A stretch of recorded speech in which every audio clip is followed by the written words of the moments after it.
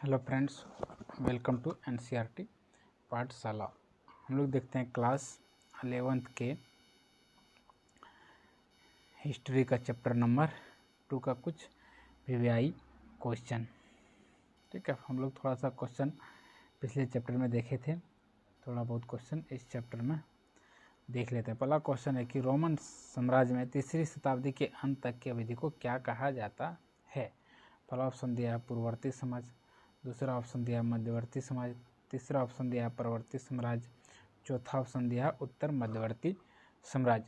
तो रोमन साम्राज्य में तीसरी शताब्दी में यानी कि तीसरी शताब्दी के जो है बाद की अवधि को क्या कहा जाता है। तीसरी शताब्दी से पहले की अवधि और तीसरी शताब्दी के बाद की अवधि यानी कि तीसरी शताब्दी से पहले की अवधि को जो है पूर्ववर्ती कहा जाता था और तीसरी शताब्दी के बाद की अवधि को क्या कहा जाता था, परवर्ती कहा जाता था। तो इसमें क्या पूछ रहा है, रोमन साम्राज्य की तीसरी शताब्दी के अंत तक तीसरी शताब्दी के बाद की अवधि को क्या कहा जाता है, परवर्ती।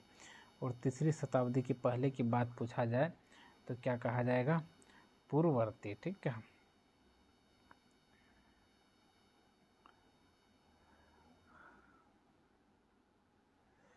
बढ़ते हम लोग क्वेश्चन नंबर नेक्स्ट की ओर। बोल रहा ईरान में सासानी राजवंश की स्थापना कब हुई थी। तो ईरान में सासानी राजवंश की स्थापना क्या 226 ईस्वी में हुआ था, या 238 ईस्वी में हुआ था, या 237 ईस्वी में हुआ था, या 248। तो ये आपका आंसर सही नहीं है, ये भी सही नहीं, ये भी सही नहीं है। तो आपका उत्तर सही क्या हो जाएगा, 226 ईस्वी। हालांकि अगर 225 रहता तो 225 भी मार सकते हैं, क्योंकि 225 ईस्वी में ही क्या किया गया था, उस ईरान पर आक्रमण किया गया था। नेक्स्ट क्वेश्चन देखते हैं हम लोग, क्वेश्चन नंबर 3। बोला रोम साम्राज्य की मुख्य भाषा क्या थी। तो रोम साम्राज्य का मुख्य जो भाषा हुआ करता था, रोम साम्राज्य का मुख्य भाषा क्या था। ऑप्शन नंबर आपका नहीं, ये नहीं होगा। ऑप्शन नंबर आपका कौन, बी आपका ऑप्शन नंबर सी हो जाएंगे, यानी कि रोम साम्राज्य का सही उत्तर आपका क्या हो जाएंगे, लेटिन। ठीक है,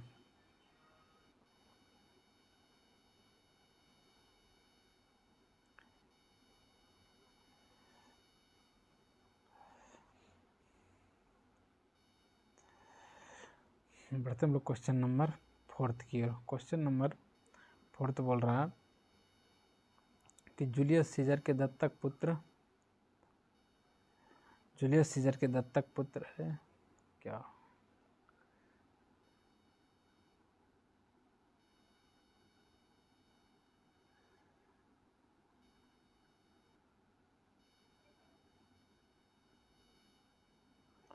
एक सेकंड, क्या हो गया इनको, इरेजर सेलेक्ट हो गया है लग रहा।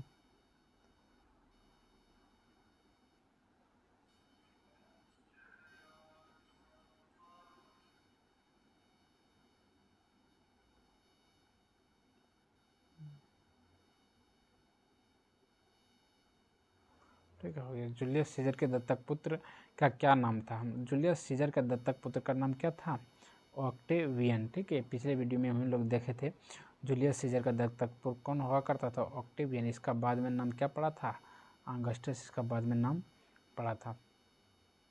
ठीक, बढ़ते हम लोग क्वेश्चन नंबर आगे की ओर। क्वेश्चन नंबर 5 है जूलियस, दोनों क्वेश्चन सेम ही आ गया, तो इसका भी ऑप्शन क्या हो जाएगा, ऑक्टेवियन आ जाएगा। नेक्स्ट क्वेश्चन की ओर हम लोग देखते हैं। क्वेश्चन नंबर 6 है, रोमन साम्राज्य में आकाश के सबसे बड़ा देवता कौन थे। तो रोमन साम्राज्य में, अरे इसमें तो देखो ऑप्शन है गायब हो गया, चलो ऐसा कोई बात नहीं। इसका सही उत्तर क्या है, जुपिटर। ठीक है, रोमन साम्राज्य में आकाश के सबसे बड़ा देवता कौन थे, जुपिटर हुआ करते थे। नेक्स्ट क्वेश्चन देखते हैं हम लोग, क्वेश्चन नंबर 7। बोल रहा कि यहूदी धर्म के संस्थापक कौन था। तो रोमन साम्राज्य में यहूदी धर्म का संस्थापक किसको माना गया था, मूसा को। ऑप्शन नंबर ए आपका क्या हो जाएगा, सही उत्तर हो जाएगा। बढ़ते हम लोग क्वेश्चन नंबर 8 की ओर। क्वेश्चन नंबर 8 है कि रोमन साम्राज्य के सर्वाधिक अत्याचारी शासक कौन थे। तो रोमन साम्राज्य का सर्वाधिक अत्याचारी शासक कौन हुआ करता था। एक शासक था रोमन साम्राज्य में जो कि बहुत ज़्यादा अत्याचारी, जिसको कहा गया था। ऑप्शन नंबर आपका क्या हो जाएगा, ए सही उत्तर हो जाएगा, जिसका नाम क्या हुआ करता था, नीरो। चलिए नेक्स्ट क्वेश्चन देखते हैं, क्वेश्चन नंबर 9। बोल रहा अगस्त माह किस शासक के नाम पर है। तो अगस्त माह जो है किस शासक के नाम पर पढ़ा गया था, अगस्टस के नाम पर पढ़ा था, यानी कि ऑप्शन नंबर बी आपका क्या हो जाएगा, सही उत्तर हो जाएगा। अच्छा, जुलाई किसके नाम पर पढ़ा था। तो जुलाई जो है किसके नाम पे पड़ा था? जूलियस सीजर के नाम पे पड़ा था। तो ये क्वेश्चन कौन आ गया, कौन सा सिलेक्ट? हाँ, जुलाई माह का नाम किस शासन के, हाँ ये भी क्वेश्चन है, जुलाई माह का नाम किस शासक के नाम पर पड़ा है? क्वेश्चन नंबर 10 है। तो इसका सही उत्तर क्या हो जाएगा? ऑप्शन नंबर ए आपका इसका सही उत्तर हो जाएगा, Julius Caesar. Question number next देखते हैं। क्वेश्चन नंबर 11 है, रोमन साम्राज्य का हृदय किसे कहा जाता था?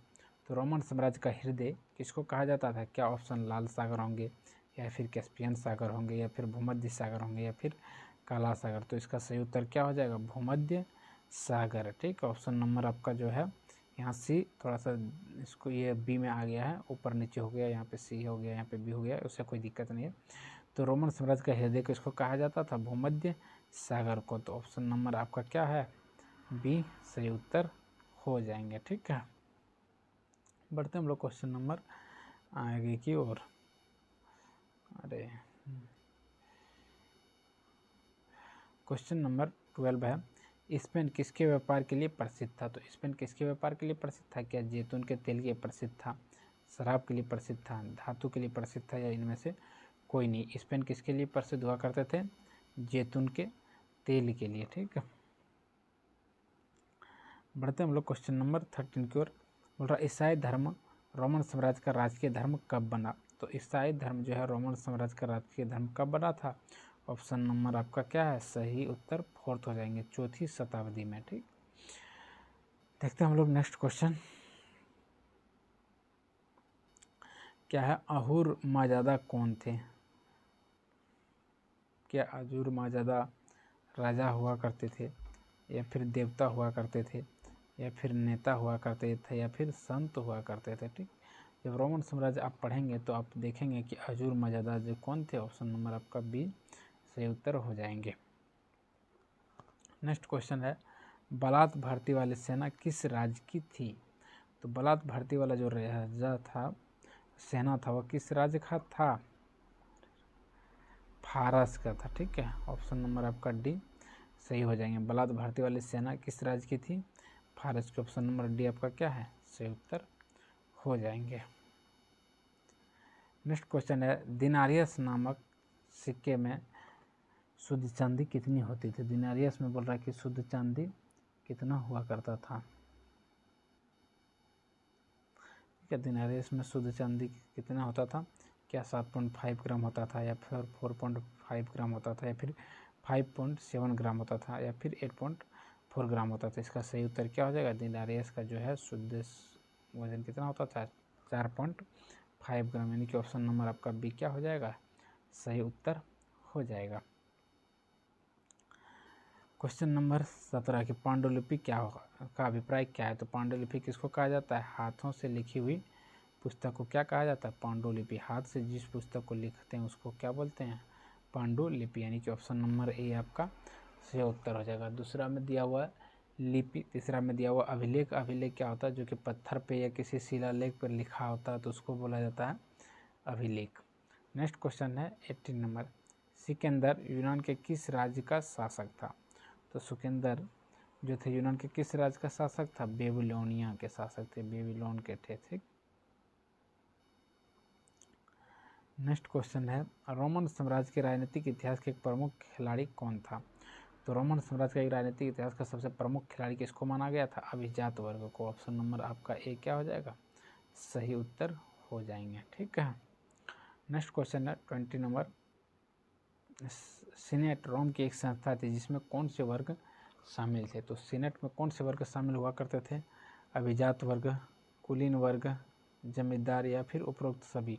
तो सीनेट में जो है सभी लगभग शामिल थे। कौन? अभिजात वर्ग भी थे, कुलीन वर्ग भी थे, जमींदार भी थे, और यानी कि इसका सही उत्तर क्या हो जाएगा? उपरोक्त सभी, यानी कि ऑप्शन नंबर डी आपका क्या हो जाएंगे? सही उत्तर हो जाएंगे। ठीक है, और भी कुछ क्वेश्चन इसमें छुटे हुए हैं, हम नेक्स्ट वीडियो में लेके आएंगे। ठीक।